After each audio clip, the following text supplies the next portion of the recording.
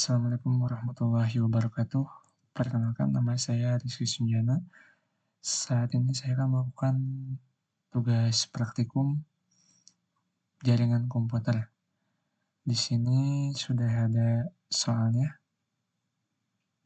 lalu kita akan coba melakukan praktikum. Di sini sudah saya tulis, lalu kita coba kita ketikkan CMD.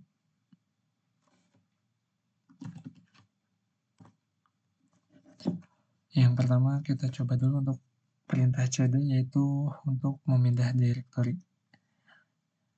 Kita klik cd, klik C, user, enter. Ya, saat ini sudah berhasil. Lalu lanjut ke nomor 2, yaitu kita ketikkan cls. Cls ini itu fungsinya untuk membersihkan tulisan yang ada di sini. Kita coba enter. Ya, sudah balik lagi. Lalu kita ketikkan cls, enternya.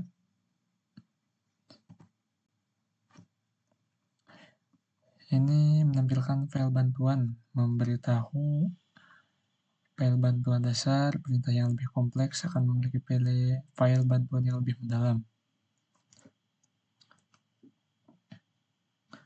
Lalu nomor 4 kita ketik dir directory. Kita klik enter. Pada menu ini menunjukkan file bantuan untuk perintah directory. CLS memiliki lebih banyak konten daripada file bantuan sebelumnya yang ditampilkan. Ini tampilannya.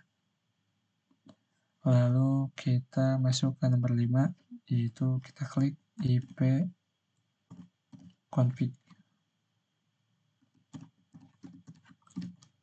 Klik enter.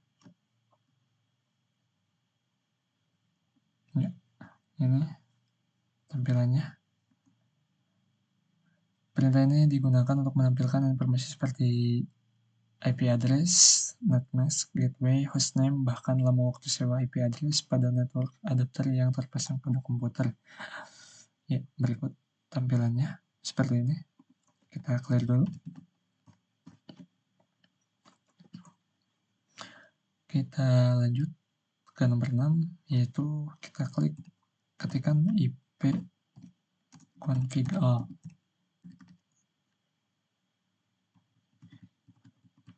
ipconfig garis miring all. Klik enter. Ini tampilannya. Perintah ini memberikan informasi hampir sama seperti perintah ipconfig, namun memberikan informasi tambahan seperti pengaturan DNS dan WINS maupun MAC address yang digunakan. Ya, seperti ini ya tampilannya. Kita clear lagi. Lalu kita ke nomor 7. Kita klik ipconfig garis miring tampilannya. Perintah ini menampilkan semua bantuan terkait dengan perintah ipconfig. Seperti ini tampilannya. Kita clear. Lalu nomor 8, kita klik ipconfig release.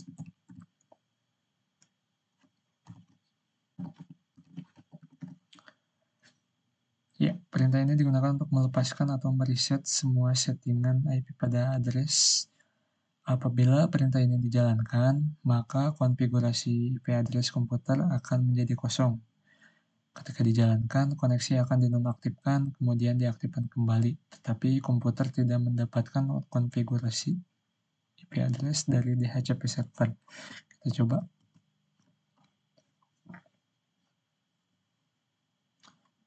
Lalu kita lanjut ke nomor 9. iv config renew. Kita klik enter.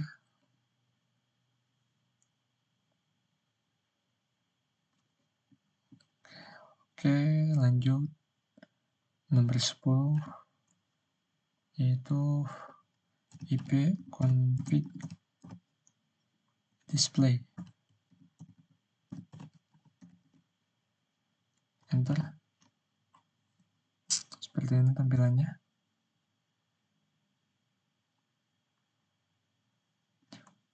Kita clear dulu.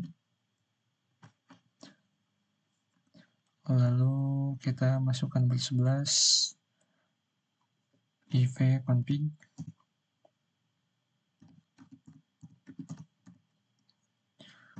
flash DNS.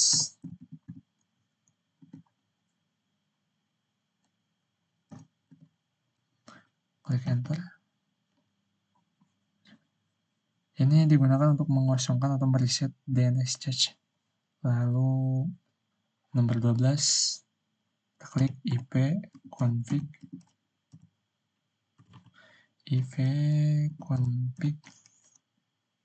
register DNS. Klik enter. Digunakan untuk mendaftarkan komputer kepada DNS server terdekat. Kita clear, langsung lanjut ke nomor 13 yaitu ping.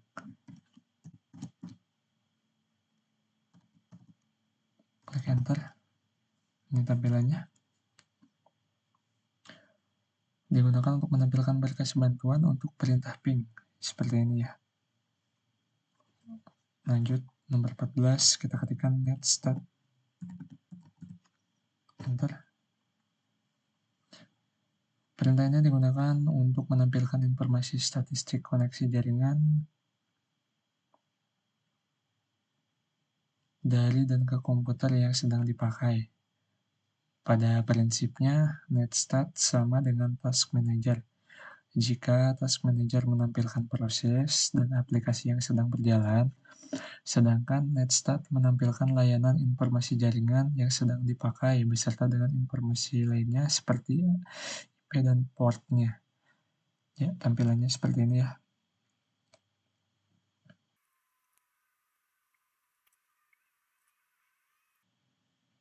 Oke, sudah selesai. Lanjut kita ke nomor 15. Kita clear dulu. Lalu nomor 15 kita ketik tracer. Kita klik enter. Perintah ini digunakan untuk memberikan informasi dari rute yang dilewati oleh paket untuk mencapai tujuan. Ini dilakukan dengan mengirim pesan Internet Control Message Protocol atau WCMP echo request ke tujuan dengan nilai time to live yang semakin meningkat. Informasi rute yang merupakan daftar interface router yang terdapat pada jalur antara host dan tujuan. Tidak hanya itu saja, namun juga memberi lebih banyak informasi seperti berikut.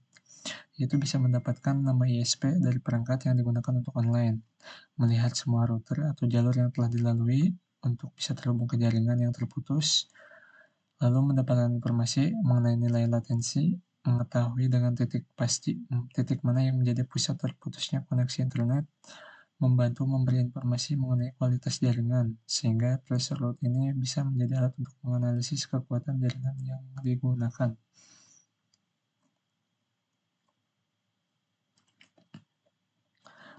Lalu nomor 16 kita coba petping. Kita klik enter. Perintah ini digunakan untuk mengukur network latency dan network loss. Petping mempunyai sistem kerja yang mirip dengan gabungan antara ping dan tracer. Seperti ini ya tampilannya. Lalu kita ke nomor 17 yaitu kita ketikkan nslookup. Nslookup ini yaitu tool yang digunakan untuk menampilkan informasi tentang nama DNS yang dan alamat IP yang sesuai dan dapat digunakan untuk mendiagnosis server DNS. Sebagai contoh, di sini saya akan mencoba nslookup google.com. Klik enter. Seperti ini tampilannya. Lalu kita coba nomor 18, yaitu NetSH.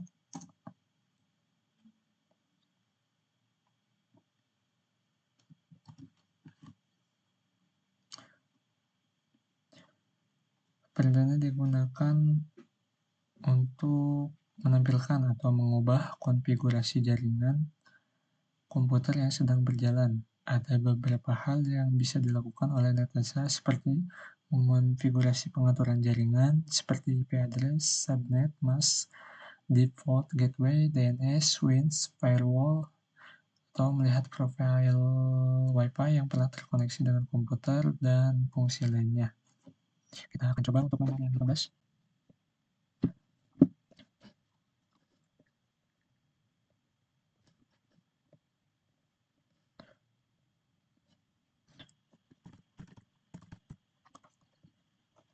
Untuk nomor 18, NetSH, kita coba melihat profilnya Wi-Fi yang pernah terkoneksi dengan komputer. Kita klik NetSH, WLAN show profile.